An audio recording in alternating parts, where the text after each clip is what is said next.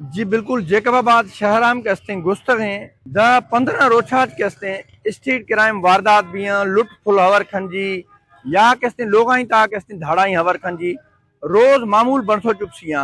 शहरी के हस्ते वस्ती कीमती सामान लोग के हस्ते जर भी हैं, सोन भी हैं, ए शहरी के हस्ते हमारे अलावा लोग आई जदी दरखवा तो हमारे के हस्ते दगाम लुट फुल मोबाइल स्कूटर फुलो रोगा ब्याह ते शहर वासी मालूम कनो हमें बाबता छे गुशगा वारदात टे दुकान भगा विया आहिनि सीढ़ी खणी करे अची करे मथे चढ़िया आहिनि उतो मथे चढ़ी उते दुकान जे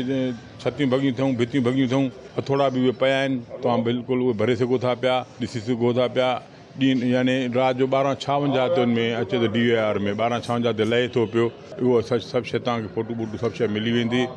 तव्हां ॾिसो त कहिड़ी हालत लॻी पई आहे त न चौकीदार आहे न पुलिस वारो आहे ॿई कोन्हनि त कोई इन्हनि खे रोकण वारो बि न आहे जो घरों ॾाकण खयूं अचनि था पिया जॾहिं ॾाकण घरों खयूं अचनि था पिया एॾी खुलेआम हले थो पियो कमु त केरु रही सघंदो हिते तव्हांजो घरु आहे तव्हां पंहिंजे घर खे त क्लियर रखो तव्हां महिरबानी कर आई जी साहिबु इहा असां ते अहसान कर सर हाणे ईअं त असांजी जैकाबाद पुलिस जेका आहे कमदारी जा सभु रिकॉर्ड टोड़े छॾिया आहिनि अॻे असांजी जैकाबाद में चोरियूं फुरूं धाड़ा रोज़ मामूल हुयो पर हाणे उहो मामूल कलाकनि जो थी वियो आहे बाक़ी जेका अमन अमान जी सूरत हाल तबाह आहे उहा मुकमल जैकाबाद अमन अमान जी सूरत हाल मुकमल तबाह लॻी पई आहे असांजी पुलिस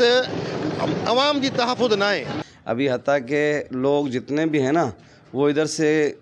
माइग्रेट करने के लिए सोच रहे हैं हम लोग तो कारोबारी बंदा कहाँ जाए किसके पास जाए हम आला हुकाम से ख़ास तौर पे जो IG साहब हैं हमारे ज़िले के हैं उनसे अपील करते हैं खुदारा जैकाबाद ज़िले की तरफ तवज्जो करो नहीं तो ये जैकाबाद ज़िला पहले भी तबाह है और ज़्यादा तबाह हो जाएगा जी शुमा के शहर वालों इंदे